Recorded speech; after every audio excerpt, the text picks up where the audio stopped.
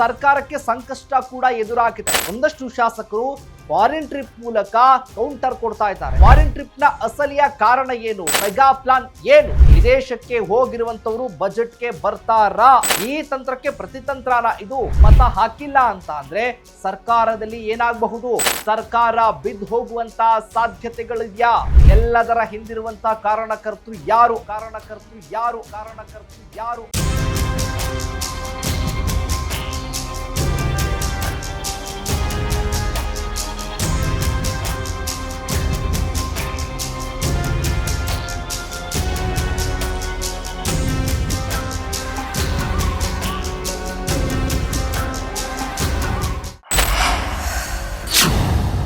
Ladies and gentleman, ರಾಜ್ಯ ಸರ್ಕಾರದಲ್ಲಿ ಕುರ್ಚಿ ಕಿತ್ತಾಟ ಜೋರಾಗಿ ಸದ್ದು ಮಾಡ್ತಾ ಇರುವಂತ ಸಂದರ್ಭದಲ್ಲೇ ಒಂದಷ್ಟು ಶಾಸಕರು ಈಗಾಗಲೇ ಕೂಡ ಫಾರಿನ್ ಟ್ರಿಪ್ ಹೋಗಿದ್ದಾರೆ.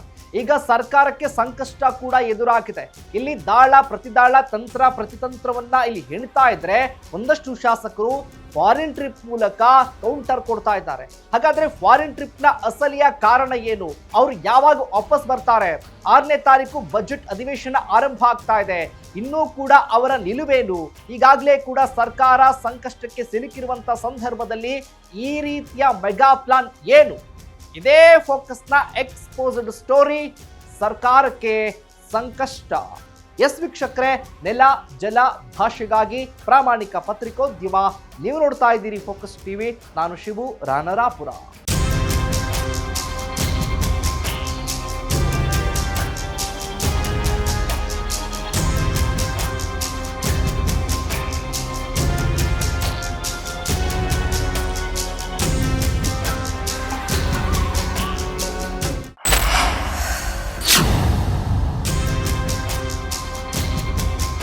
ಈಗಾಗಲೇ ಬಜೆಟ್ ಆರಂಭ ಆಗಿದೆ, ಬಜೆಟ್ನ ತಯಾರಿ ಆರಂಭ ಆಗಿದೆ, ಬಜೆಟ್ನ ಸಿದ್ಧತೆಗಳಾಗಿದ್ದಾವೆ, ಬಜೆಟ್ನ ಎಲ್ಲಾ ತರಹದ ಇಲಾಖಾವಾರು ಮೀಟಿಂಗ್ಗಳು ಎಲ್ಲವೂ ಕೂಡ ಸಂಪೂರ್ಣವಾಗಿ ಮುಗಿದು ಹೋಗಿದೆ.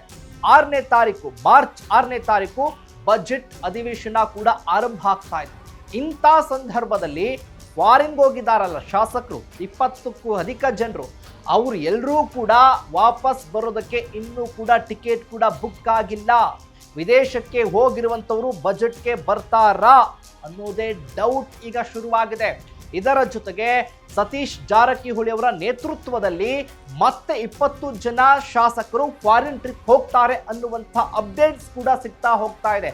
ಈಗ ಏನಪ್ಪಾ ಅಂತ ಅಂದ್ರೆ ರಾಜ್ಯದಲ್ಲಿ ಕುರ್ಚಿ ಕದನ ಜೋರಾಗೆ ಫೈಟ್ ನಡೀತಾ ಇರುವಂತಹ ಸಂದರ್ಭದಲ್ಲಿ ಸಿದ್ದರಾಮಯ್ಯನವರು, DCM DK ಶಿವಕುಮಾರ್ ಅವರು ದಾಳ ಪ್ರತಿತಂತ್ರ ಎಲ್ಲವನ್ನೂ ಕೂಡ ಹೂಡ್ತಾ ಇರುವಂತಹ ಸಂದರ್ಭದಲ್ಲಿ ಈ ಫಾರಿನ್ ಟ್ರಿಪ್ ಯಾವ ಸಂದೇಶವನ್ನ ಕೊಡ್ತಾ ಇದ್ದಾರೆ, ಯಾವ ಲೆಕ್ಕಾಚಾರವನ್ನ ಇಲ್ಲಿ ಅವರು ಆಲೋಚನೆ ಮಾಡ್ತಾ ಇದ್ದಾರೆ, ಇದೆಲ್ಲದರ ಹಿಂದಿರುವಂತಹ ಕಾರಣಕರ್ತರು ಯಾರು ಅನ್ನೋದು ಈ ವಿಚಾರ ಏನಪ್ಪಾ ಅಂತ ಅಂದ್ರೆ ಬಜೆಟ್ಗೂ ಕೂಡ ಬರ್ತಾರಾ, ಅಧಿವೇಶನದಲ್ಲಿ ಭಾಗವಹಿಸ್ತಾರಾ, ಸರ್ಕಾರದ ಸಂದರ್ಭದಲ್ಲಿ ಸರ್ಕಾರದಲ್ಲಿರುವಂಥ ಎಲ್ಲಾ ಶಾಸಕರು, ಸಚಿವರು, ಇಡೀ ಸರ್ಕಾರವೇ ಕೂಡ ಅಧಿವೇಶನದಲ್ಲಿ ಮತ ಹಾಕಬೇಕಲ್ಲ, ಆ ಮತ ಹಾಕಿಲ್ಲ ಅಂತ ಅಂದ್ರೆ ಸರ್ಕಾರದಲ್ಲಿ ಏನಾಗಬಹುದು, ಅಥವಾ ಇದೇ ಕುರ್ಚಿ ವಿಚಾರಕ್ಕೆ ಸಂಬಂಧಪಟ್ಟ ಹಾಗೆ DCM DK ಶಿವಕುಮಾರ್ ಹೂಡಿರುವಂತ ತಂತ್ರ, ಬಜೆಟ್ ಅನ್ನ ನಾನೇ ಮಂಡಿಸಬೇಕು ಅನ್ನುವಂತ ತಂತ್ರ ಇದೆಯಲ್ಲ, ಈ ತಂತ್ರಕ್ಕೆ ಪ್ರತಿತಂತ್ರನ ಇದು ಫಾರಿನ್ ಟ್ರಿಪ್. ಅಲ್ಲಿಂದಾನೇ ಕೂಡ ಸರ್ಕಾರವನ್ನ ಕೆಡವೋದಿಕ್ಕೂ ಪ್ಲಾನ್ ಮಾಡ್ಕೊಂಡ್ರ ಹಾಗಾದ್ರೆ,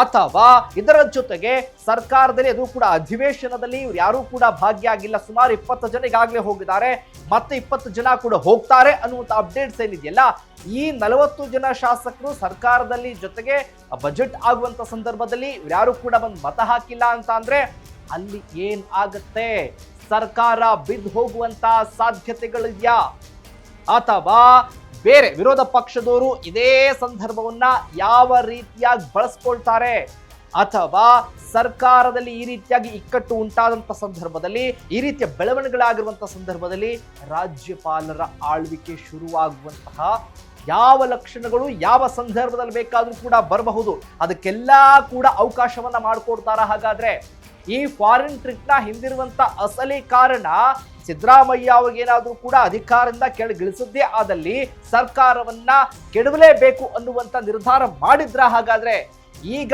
ಇವರಿಂದಾನೇ ಕೂಡ ಅಂದ್ರೆ 2019ರಲ್ಲಿ ಮೈತ್ರಿ ಸರ್ಕಾರವನ್ನ ಕೆಡುವುದ್ರಲ್ಲ, ಅದೇ ರೀತಿಯ ಕ್ಷಿಪ್ರ ಕ್ರಾಂತಿ ಈ ಬಾರಿ ತಮ್ಮದೇ ಪಕ್ಷದಲ್ಲಿ ತಮ್ಮದೇ ಶಾಸಕರು ಈಗ ಅದೇ ರೀತಿಯ ರಾಜಕಾರಣವನ್ನ ಮಾಡ್ತಾರಾ ಅನ್ನುವಂತ ಪ್ರಶ್ನೆ ಕೂಡ ಇದೆ.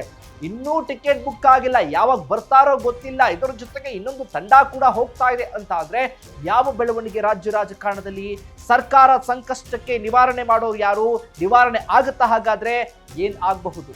ಕಾದು ನೋಡೋಣ. ಇದಾಗಿತ್ತು ಫೋಕಸ್ನ ಎಕ್ಸ್ಪೋಸ್ಡ್ ಸ್ಟೋರಿ. ಸರ್ಕಾರಕ್ಕೆ ಸಂಕಷ್ಟ. ಎಸ್ ವೀಕ್ಷಕರೇ, ನೆಲ ಜಲ ಭಾಷೆಗಾಗಿ ನೋಡ್ತಾ ಇರಿ ಫೋಕಸ್.